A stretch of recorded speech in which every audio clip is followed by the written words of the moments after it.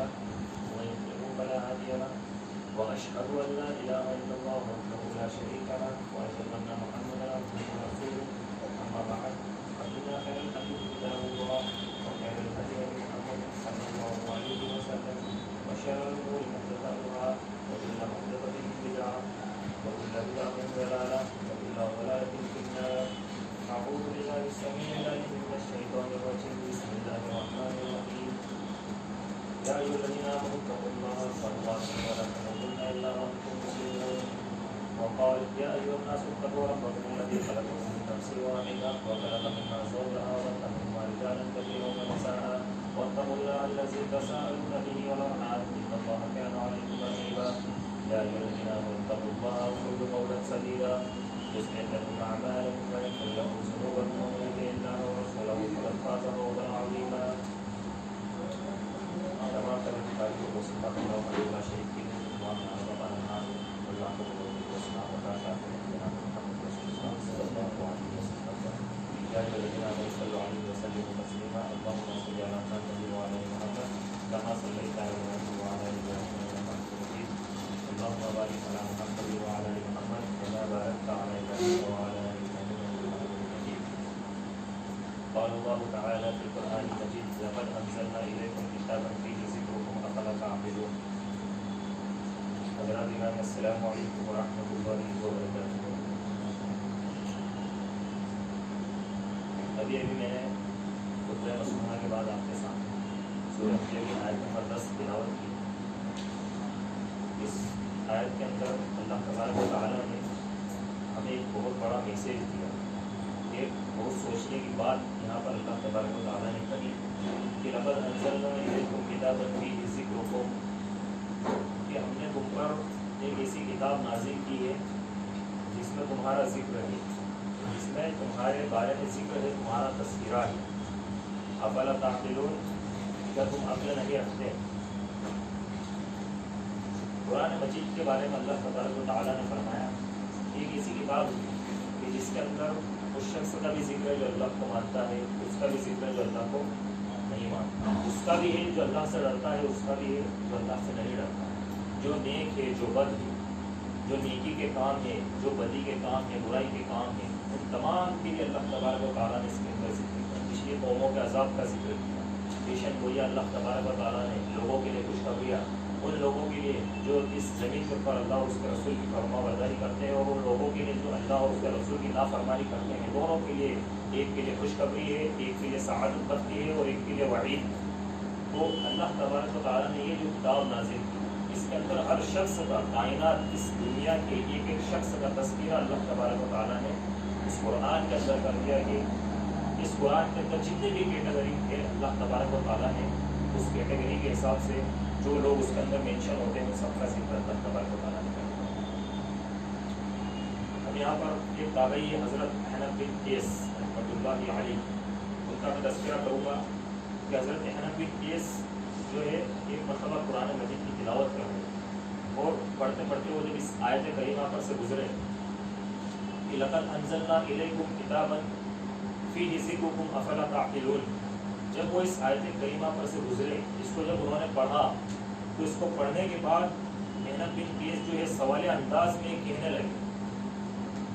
کہنے لگے کہ اپنے دل کے اندر یہ بات، ان کے دل میں یہ بات آئی کہ اگر اللہ یہ بول رہا ہے کہ اس کتاب کے اندر تمہارا تذکرہ ہے، ہم نے تمہارا ذکر کیا ہے، تو اللہ تبارک و تعالیٰ نے میرا بھی ذکر اس کتاب کے اندر کیا ہوگا.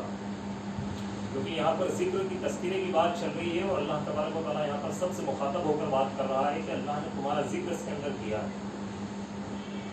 حنف بن قیس نے قرآن مجید کو اٹھایا اور اس کو پڑھنے لگے، اس پر سرچ کرنے لگے اپنے آپ کو.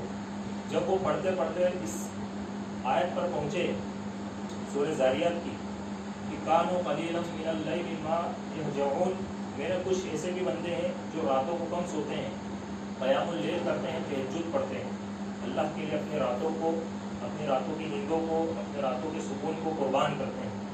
کہ میرے کچھ ایسے بھی بندے ہیں جو راتوں میں تہجد پڑھتے ہیں، قیام اللیل کرتے ہیں، وبالاسحار هم یستغفرون، اور جب صبح کا وقت ہوتا ہے تو اللہ رب العزت سے توبہ و استغفار کرتے ہیں. फजर का जब वक्त होता है तो वो क्या करते हैं, अल्लाह से तौबा व इस्तिग़फ़ार करते हैं।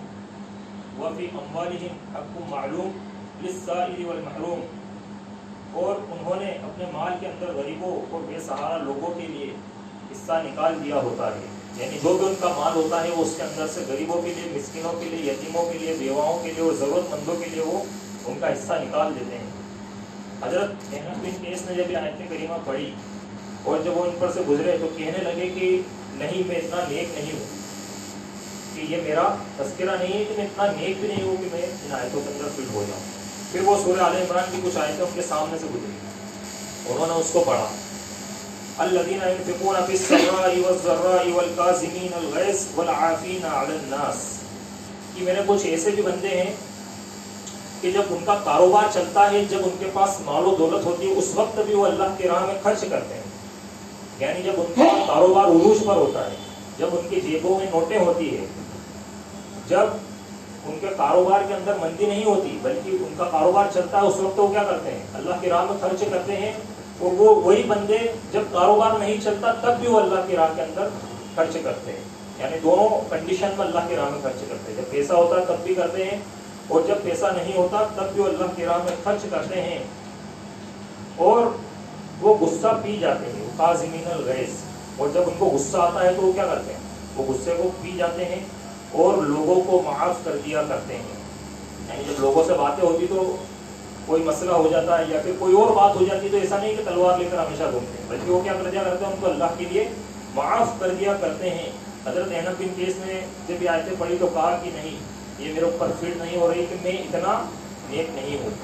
फिर कुरान का 25वां पारे पर से वो गुजरे, वल्लज़ीना यज्तनिबूना कबाइरल इस्मि वल फ़वाहिश, कि मेरे कुछ नेक बंदे ऐसे भी हैं जो कबीरा गुनाहों से और फहश कामों से बचते हैं। वह इज़ा मा ग़ज़िबू हुम यग़फ़िरून, और जब किसी पर गुस्सा आ जाए तो उसे माफ़ कर दिया करते हैं। फिर जब इस आयत करीमा पर से गुजरे सूरह तौबा की आयत नंबर 107 जैसे कि मेरे कुछ ऐसे भी बंदे हैं जो अपने गुनाहों का अल्लाह की बारगाह में इतराफ़ भी करते हैं, उनके कुछ नेक अमल भी होते हैं और कुछ गलत अमल भी होते हैं, कुछ बुरे अमल भी होते हैं, और वो अल्लाह की बारगाह में अपने गुनाहों को मान लेते हैं, अपने गुनाहों का इकरार कर लेते हैं। असअल्लाहु अन यतूबा अलैहिम, ऐसे लोगों को अल्लाह माफ़ कर देगा। जब हज़रत अहनफ़ बिन कैस इस आयत पर से गुजरे तो उन्होंने कहा कि मैंने अपने आप को इस कुरान के अंदर पा लिया। और भी उन्होंने कई आयतों की तिलावत की और भी कई आयतें उन्होंने पढ़ी। कुछ आयतें ऐसी थी कि जिसके अंदर बिल्कुल लोग अल्लाह की नाफरमानी करने वाले थे, अल्लाह और उसके रसूल की खिलाफ वर्जी करने वाले थे। उन्होंने कहा कि नहीं, मैं इतना गया गुजरा नहीं हूँ, लेकिन जब वो इस आयत करीमा पर पहुंचे तो उन्होंने कहा कि मैंने अल्लाह की कसम अपना आपको पा लिया। कुरान मजीद हमसे मुनाजात करता है, हमसे बातें करता है।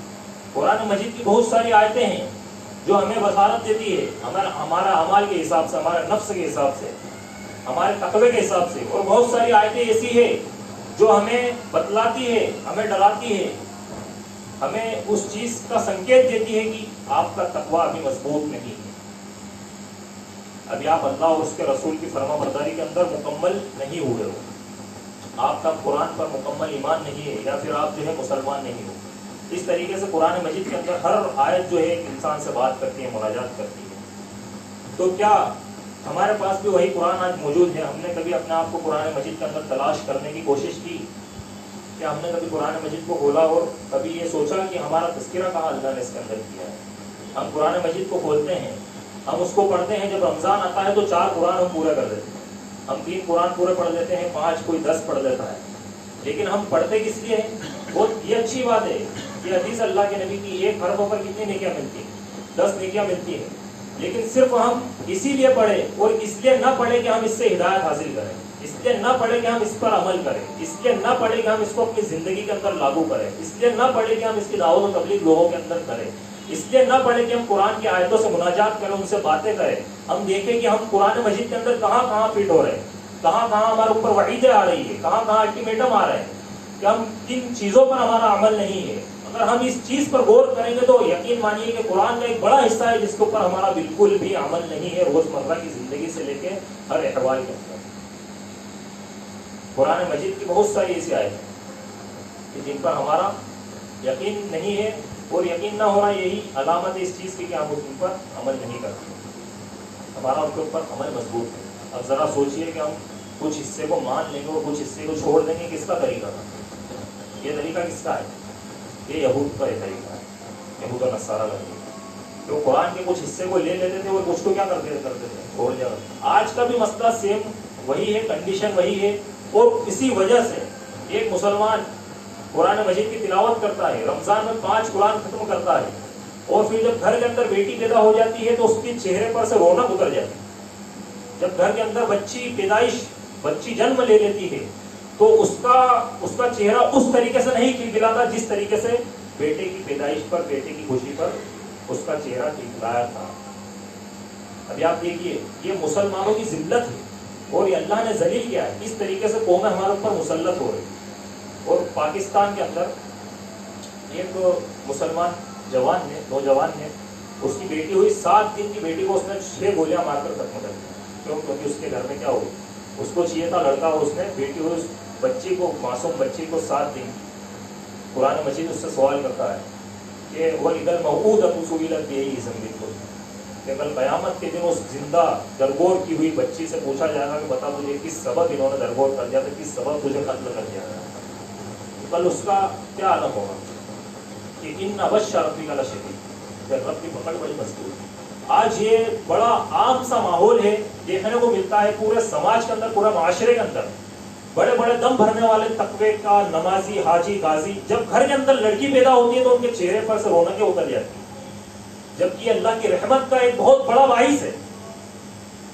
اس کی ڈیٹیل ہم سبھی جانتے ہیں اور ہم سبھی بیان بھی کرتے ہیں، ہم سب ایک دوسرے کو بتاتے بھی ہیں، لیکن جب ہمارے اوپر یہ بات آتی ہے تو اس طریقے سے وہ چیز نہیں دیکھی جاتی، خوشی کا معاملہ۔ جبکہ اللہ رب العزت جب خوش ہوتا ہے تو گھر کے اندر رحمت کے طور پر بیٹی کو بھیجتا ہے، بیٹی کی پیدائش کرتا ہے۔ تو خیر ہمارا ٹاپک یہ تھا کہ ہم قرآن میں اپنا آپ کو تلاش کریں۔ اب وہی آدمی، وہی شخص جس کے گھر میں یہ معاملہ ہوا، کیا وہ رمضان کے اندر قرآن نہیں پڑھتا؟ کیا وہ تراویح نہیں پڑھتا؟ کیا وہ 5 وقت کی نماز نہیں پڑھتا؟ کیا وہ جمعہ کی نماز میں حاضر نہیں ہوتا؟ کیا وہ خطبے نہیں سنتا؟ کیا اللہ کے نبی کے حدیثوں کو نہیں پڑھتا؟ لیکن اس کے باوجود اس کا معاملہ یہ ہے کہ اتنا سخت ہو گیا، وہ اللہ کی رحمت سے مایوس ہو گیا، نا امید ہو گیا۔ اور پھر اس کا مسئلہ کیا ہوا؟ اب جب یہ ساری چیزیں ہوتی ہیں نا تو یہ ہماری پستی کی سب سے بڑی وجہ ہے۔ ذلت کے اندر آج مسلمان جا رہا ہے، وہ اسی وجہ سے جا رہا ہے کہ قرآن کے آدھے حصے پر عمل کرتا ہے اور آدھے کو چھوڑ دیتا ہے، ان چیزوں پر عمل کر لیتا ہے جو اس کے لیے سہولیت کے راستے نکال دیتی ہے، اس کے لیے گلیاں نکال دیتی ہے، اس کے لیے جو ہے سمندر کی طرف جو نہریں جاتی ہیں نا اس طریقے سے نہریں نکال دیتی ہے۔ لیکن جب اگر کوئی چیز اس کے خلاف آ گئی، مثال کے طور پر بیاس کھانا، سود کھانا، یہ کتنا بڑا جرم ہے، یہ کبیرہ گناہ ہے، یہ ایک عظیم گناہ ہے کہ جس کی قباحت صاف واضح ہوتی ہے قرآن اور حدیث کے اندر، کہ کس طریقے سے یہ اللہ اور اس کے رسول کے ڈائریکٹ اگینسٹ کھڑے ہونے کے برابر ہے کہ اللہ اور اس کے رسول سے جنگ کے لیے تیار ہو جو لوگ کیا کرتے ہیں۔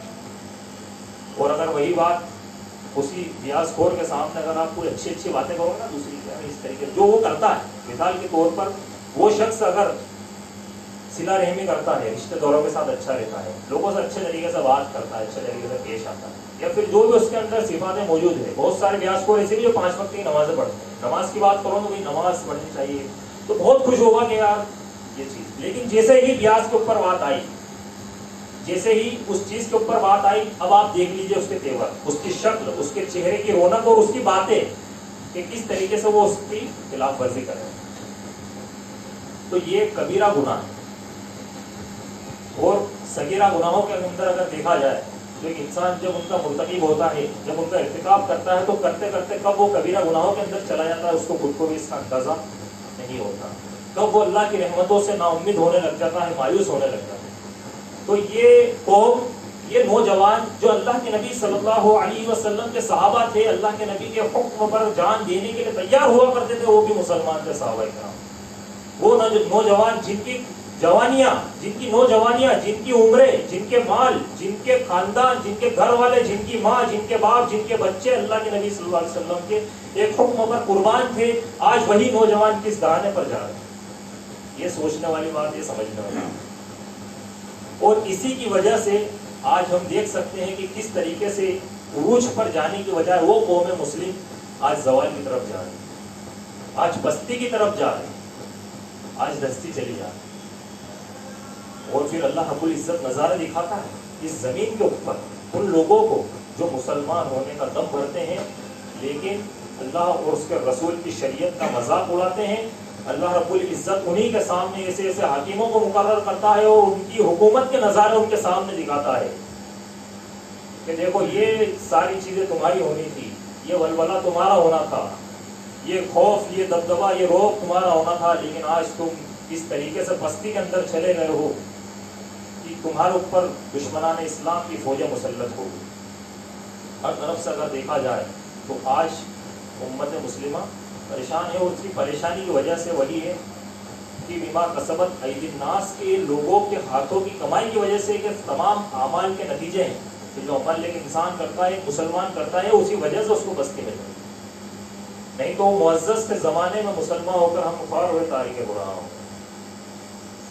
عزت و ذلت یہ اللہ رب العزت کے ہاتھ میں ہے، تو اللہ رب العزت ہی بے شک عزت دیتا ہے اور بے شک ذلت دیتا ہے۔ تو ظاہر سی بات ہے کہ آج مسلمانوں نے خود آگے دے کے ذلت کو گلے لگایا، ذلت کو آج مسلمانوں نے خود آگے دے کے اپنایا، اور پھر اس کی بدولت یہ تمام چیزیں دیکھنے کو ملتی کہ جو پوری دنیا کے اندر شرمشار کر دیتی ہے۔ ایک وہ حضرت عمر بن خطاب رضی اللہ تعالیٰ عنہ ان کی حکومت کے اندر پہاڑ کے کوے، جنگلی جانور، پالتو جانور یا کوئی سے بھی جانور کیوں نہ ہو، وہ بھی بھوکے نہیں سویا کرتے، چاہے کوئی غیر مسلم ہو یا کوئی مسلم ہو یا پھر کوئی بھی کیوں نہ ہو، تمام کے تمام کو برابر کا حق ملا کرتا تھا۔ ان کی حکومت کی آج بھی مثالیں دی جاتی ہے، لیکن آج وہی انہی کے پیروکار، انہی کے ماننے والے اپنا نام وہی رکھ کر پوری دنیا کے اندر مسلمانوں کو شرمشار کرنے کا کام کر رہا ہے۔ اور اس کی وجہ یہی ہے کہ آج مسلمانوں نے کیا کرا کہ جو چیزیں لینی تھی اپنے من موافق تھی، جو اپنے فائدے کی تھی وہ لے لی، اور جو اپنے خلاف جاری ہے اس کو کیا کر دیا، چھوڑ دیا۔ تو اسی لیے تو اب یہاں پر ایک انسان یہ چاہتا ہے کہ یہ دنیا بھی جنت بن جائے اور وہ جنت بھی مجھے مل جائے، تو ایسا پاسبل نہیں ہو سکتا۔ یہاں پر یہ احنف بن قیس، انہوں نے جب قرآن مجید کو پڑھا، جب یہ آیت کریمہ پر سے گزرے تو انہوں نے اپنا آپ کو اس کے اندر پا لیا، انہوں نے اپنا آپ کو اس کے اندر ڈھونڈ لیا۔ تو وہی قرآن آج ہمارے پاس بھی ہے، لیکن ہم صرف کس لیے پڑھتے ہیں؟ ہم پڑھتے ہیں کہ ہمیں اس سے شفا مل جائے۔ جب بیماری سر پہ آ کھڑی ہوتی ہے، جب ہم بیمار ہو جاتے ہیں، ہمارے بچے بیمار ہو جاتے ہیں، تو سال بھر بعد، 5 مہینے بعد، 6 مہینے بعد جب اس کی ضرورت پڑتی ہے، بیمار ہوتے ہیں، اس وقت ہم اس کو نکال کر اس کا دم کر دیتے ہیں۔ برکت کے لیے پڑھتے ہیں کہ مال و دولت ہمارے گھر میں جو ہے مال و دولت کی فراوانی ہو جائے، لیکن کیا کبھی ہم نے اس کو ہدایت کے لیے پڑھا؟ یہ غور و فکر کرنے والی بات ہے۔ عمر تو نکل جائے گی ایک دن، یہ جوانی نوجوانی سب کٹ جائے گی، لیکن اگر ہم نے قرآن مجید کو سمجھ کر نہیں پڑھا تو یقین مانیے اگر ہم نے اس سے جو ہے مناجات نہیں کرے اور ہم نے اس کے اندر اپنے آپ کو تلاش نہیں کرا، ہم نے جو آیتیں، تو یقین مانیے کہ کل قیامت کے دن قرآن کا ایک بڑا حصہ الغرض پورا قرآن آپ کے خلاف کھڑا ہوگا، اور وہ آپ کے خلاف کھڑا ہو کر گواہی دے گا، جیسا کہ اللہ کے نبی صلی اللہ علیہ وسلم نے فرمایا کہ قرآن کو مہجور بنا رکھا ہے، کل قیامت کے دن وہی قرآن آپ کے یا تو آپ کے حق میں گواہی دے گا یا آپ کے خلاف گواہی دے گا۔ اب ذرا سوچئے کہ اس قرآن مجید کو ہم نے پڑھا ہی نہیں، اس کے اوپر کبھی عمل کیا ہی نہیں، اور اس کی 100 میں سے 99 آیتیں ہمارے خلاف جاری ہے۔ اب ذرا بتائیے کہ کیا وہ ہمارے حق میں گواہی دے گا؟ کس چیز کے لیے گواہی دے گا ہمارے خلاف؟ اور قرآن نے جس کے خلاف گواہی دی تھی اس کا مسئلہ کیا ہونے والا؟ تو یہ قرآن مجید کو سمجھ کر پڑھنا یہ اسلاف کا طریقہ تھا، صحابہ اکرام کا طریقہ تھا۔ قرآن کا 18واں پارہ آپ کھولیے، اللہ تبارک و تعالیٰ نے فرمایا قد افلح المؤمنون، کامیاب ہے ایمان والے، کامیاب ہے ایمان والے۔ دنیا میں ہر انسان جو ہے کامیاب ہونا چاہتا ہے، لیکن بغیر ایمان کے ایک انسان کامیاب ہو ہی نہیں سکتا۔ الذین هم فی صلاتهم خاشعون، جب وہ نماز پڑھتے ہیں ان کی نماز کے اندر خشوع ہوتا ہے، اللہ کا ڈر ہوتا ہے۔ تو یہ پتہ چلا کہ نماز جو ہے یہ اللہ سے ڈرنے کی جگہ ہے، اور کامیابی کی پہلی صفت اگر کوئی چیز ہے تو نماز ہے، کیونکہ اللہ تبارک و تعالیٰ نے قد افلح المؤمنون، کامیاب ہو گئے ایمان والوں کے بعد جو تذکرہ کیا وہ کیا؟ الذین هم فی صلاتهم خاشعون، کہ جب وہ نماز پڑھتے ہیں، وہ کامیاب لوگ، ایمان والے لوگ جب وہ نماز پڑھتے ہیں تو ان کی نمازوں کے اندر خشوع ہوتا ہے، اللہ کا ڈر ہوتا ہے، اللہ کا تقویٰ ہوتا ہے۔ صحابہ کرام جب نماز پڑھا کرتے تھے تو اس طریقے سے نماز پڑھا کرتے تھے کہ چڑیا ان کے سر پر بیٹھ جایا کرتی تھی اور اڑا نہیں کرتی تھی۔ اور آج ہم نماز پڑھتے ہیں، مچھر کی ہم نگرانی کرتے ہیں کہ نہیں ہمارے اوپر بیٹھ تو نہیں رہا۔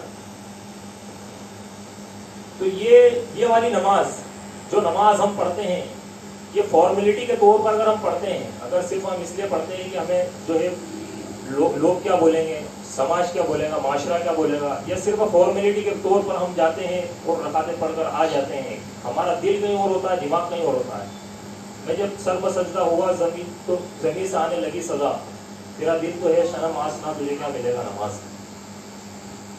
تو اگر اس طریقے کی ہم اگر نماز پڑھتے ہیں تو یہ بات آپ یاد رکھیے کہ اس نماز کی اللہ کو ضرورت ہے، کیونکہ اللہ تبارک و تعالیٰ نے جو کامیابی کا یہاں پر تذکرہ کیا نا، اس کا ضامن سب سے پہلا یہ بتایا ہے کہ نمازوں کے اندر خشوع اور خضوع کا ہونا یہ لازمی شرط ہے، کہ اگر خشوع خضوع نماز کے اندر نہیں ہے، اپنی نمازوں پر غور کیجیے۔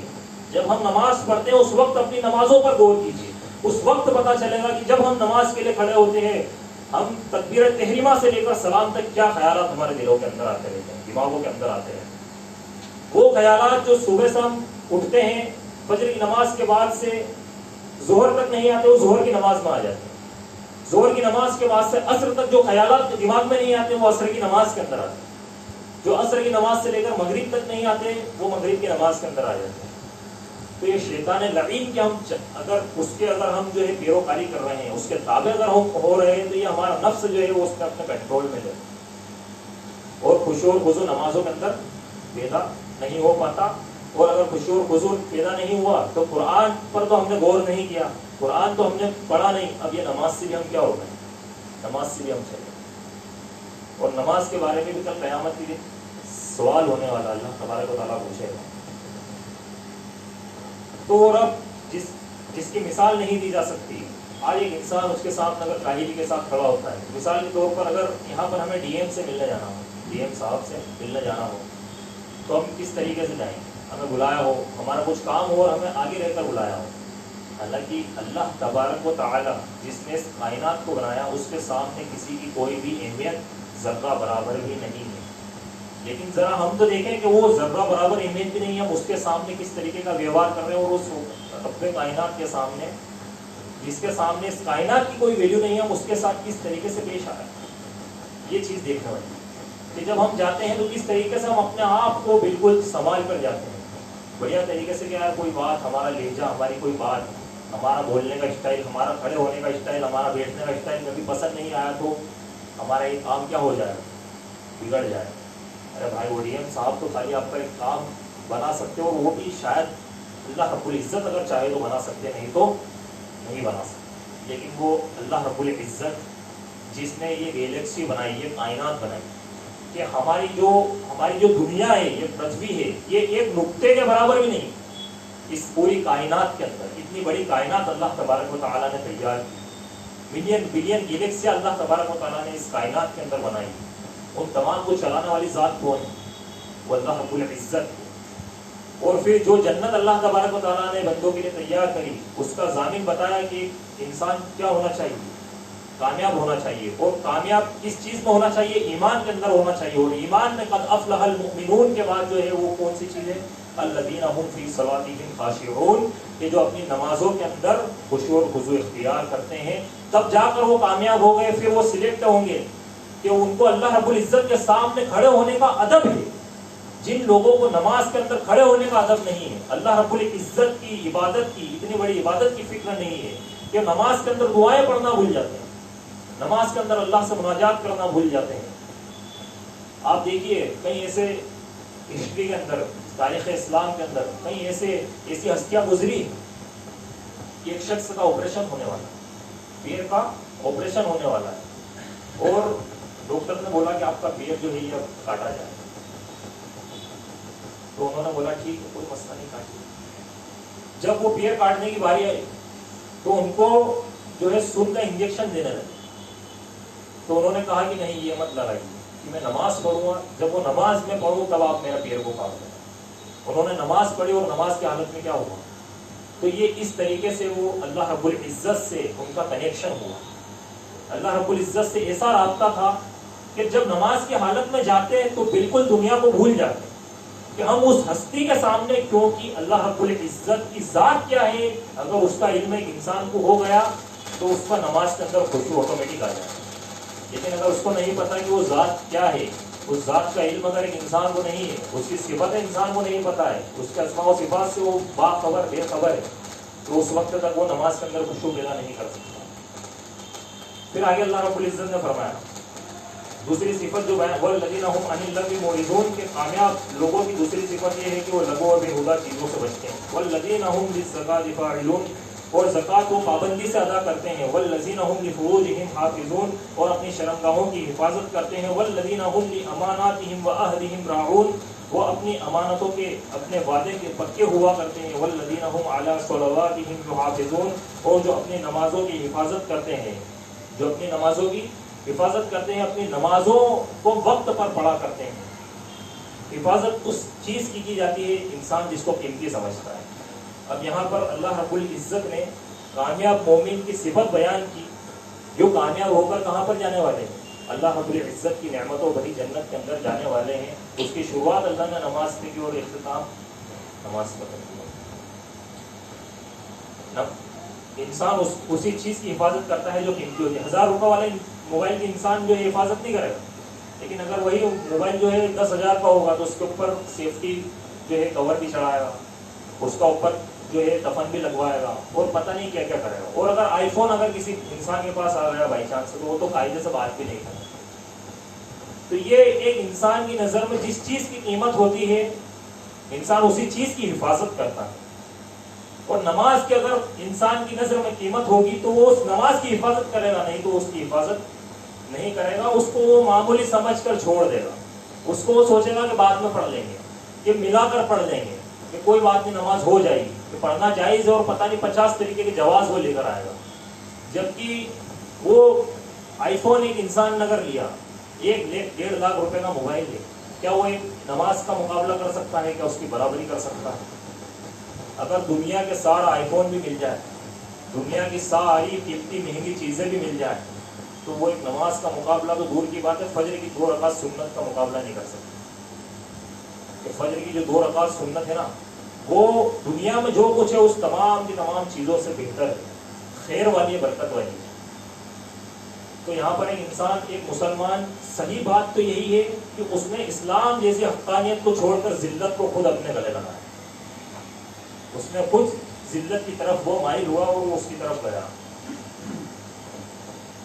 تو قیمتی چیزوں کی جو ایک انسان حفاظت کرتا. اللہ کے رسول صلی اللہ علیہ وسلم کی پوری زندگی میں صرف جو ہے ایک نماز قضا ہوئی تھی, اور وہ نماز کون سی تھی؟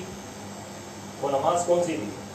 صرف ایک نماز اللہ کے نبی صلی اللہ علیہ وسلم کی زندگی میں قضا ہوئی تھی, اور وہ جو نماز تھی وہ عصر کی نماز تھی. کہ عصر کے وقت جو ہے غزوہ خندق چل رہی تھی, خندق کی جو جنگ وہ چل رہی تھی اور دشمن سے جنگ چل رہی تھی. نماز کا ٹائم جو ہے اللہ کے نبی صلی اللہ علیہ وسلم کو نہیں مل پا رہا تھا, اور سورج غروب ہو گیا, مغرب کا وقت آ گیا, عصر کا وقت نکل گیا اور مغرب کا وقت آ گیا. اب یہاں پر اللہ کے نبی صلی اللہ علیہ وسلم کو آپ دیکھیے کہ کس طریقے سے انہوں نے کیا بات کی. امام کائنات نے بدعا دی کہ بڑے سخت الفاظ میں کہا کہ ملا اللہ بیوتہم وقبورہم نارا, کہ اللہ تعالیٰ تو ان کفار کے گھروں کو اور ان کی قبروں کو جہنم کی آگ سے بھر دے. مطلب صرف آگ نہیں, کس چیز سے؟ جہنم کی آگ سے ان کے گھروں کو اور ان کی قبروں کو تو بھر دے. یہ بدعا اللہ کے نبی صلی اللہ علیہ وسلم نے دی. جبکہ اللہ کے نبی صلی اللہ علیہ وسلم کی اگر آپ جو سیرت اٹھائیں گے اور پڑھیں گے تو انہوں نے بڑے بڑے موقعوں پر بھی بدعا نہیں دی. جہاں پر جانی نقصان ہو گیا, مالی نقصان ہو گیا, اس وقت بھی کئی حد تک اللہ کے نبی نے بدعا نہیں دی. لیکن یہاں پر ایک نماز اللہ کے نبی کی قضا ہوئی اور قبروں کو اور گھروں کو جہنم کی آگ سے بھرنے کی بدعا دی. تو ذرا سوچئے کہ امام کائنات جن سے محبت کا ہم تب بھرتے ہیں, ان کے نزدیک نماز کی ویلیو اور اس کی اہمیت ہے. یہ ہم بڑے سست اور ہم بڑے کاہل ہو چکے ہیں, ہم ایسے ہو چکے ہیں کہ ہمیں اس عبادت سے بھی محبت نہیں. ہم ایسے ہو چکے ہیں کہ ہم نے اللہ اور اس کے نبی صلی اللہ علیہ وسلم کی فرما برداری کا صرف دعویٰ کیا, اس پر ہم نے عمل پیرا ہو کر ہم نے نہیں کیا. یہ 18واں پارہ کی جو 6 آیتیں آپ کے سامنے تلاوت، اب ہم دیکھتے ہیں کہ ہم ان میں فٹ ہوتے ہیں یا نہیں ہوتے۔ اگر ہم دیکھیں گے تو ہم ان ساری آیتوں کے اندر فٹ ہوتے ہیں کہ اللہ رب العزت نے جو ہم سے مناجات کی۔ اور آج کے نوجوانوں کو اگر ہم دیکھیں، نوجوان کس راہ روی کا شکار ہے کہ آج مسلمان ہونے کے باوجود، اسلام پر ہونے کے باوجود کبھی انہوں نے قرآن کو کھول کر نہیں پڑھا۔ انہوں نے صحبت ایک ایسی اختیار کری کہ دوست شرابی ہے، دوست جو ہے وہ نماز چھوڑنے والے ہیں، دوست سگریٹ بیڑیاں پینے والے ہیں، نشے کرنے والے ہیں، بری لتوں کے شکار ہیں، اور وہ ان کے ساتھ اپنی جوانیوں کو برباد کر رہے ہیں۔ جبکہ قرآن مجید کو آپ اٹھائیے اور 15واں پارہ کھولیے، ہزاروں سال پہلے کچھ نوجوانوں کا تذکرہ اللہ تبارک و تعالیٰ نے قرآن مجید کے اندر کیا کہ ہزاروں سال پہلے کچھ نوجوان تھے۔ قرآن مجید کے اندر ان کی تعداد کتنی بتائی ہے؟ 7 بتائی۔ 7 لوگ تھے، پوری قوم سے انہوں نے دشمنی دیکھی، اور جب وہ توحید پر آئے، مسلمان ہوئے، پوری قوم ان کے خلاف ہو گئی، پوری قوم نے ان کے لیے شریعت رچا۔ جب ان کو بادشاہ کے دربار کے اندر پیش کیا گیا تو انہوں نے کھڑے ہو کر کہا کہ لن نشرک بربنا احدا، کہ ہم اللہ کے ساتھ کسی کو شریک نہیں کریں گے، کسی کو اس کا سازی قرار نہیں دیں گے، کہ اللہ کے علاوہ کسی اور کی عبادت نہیں کریں گے۔ یہ ولولہ، یہ جذبہ، یہ ایمان، یہ تقویٰ، یہ کب پیدا ہوگا؟ جب ایک انسان اپنی عبادتوں کے اندر اللہ کے تقوی کو مضبوط کرے گا، جب اپنی عبادتوں کو ایک انسان مضبوط کرے گا۔ ہمارے صرف فرائض اور نوافل مکمل نہیں ہے، جب اس طریقے کا کوئی مسئلہ پیش آئے گا، ہم اس کو کس طریقے سے فیس کریں؟ ذرا آپ سوچئے کہ آپ کو اگر لے جا کر کسی ظالم بادشاہ کے سامنے کھڑا کر دے، جو ابھی آپ کو اگر آپ نے کہہ دیا کہ ہم اللہ کے علاوہ کسی اور کی عبادت نہیں کریں گے، اس مشرک بادشاہ کے سامنے لے جا کر اگر آپ کو کھڑا کر دیا اور اس نے کہا کہ اگر تو عبادت صرف اللہ کی کرے گا، ہمارے بتوں کو نہیں پوجے گا، ابھی تجھے آڑی سے چیر جائے گا، ابھی تیرا قتل کر دیا جائے گا، اس وقت ہمارا کیا معاملہ ہوگا؟ ذرا ہم سوچ کر دیکھیں، اس بار غور کریں اس بات پر۔ کیا ہم اس کنڈیشن کو فیس کر پائیں گے کہ یا پھر ہم ڈر جائیں گے؟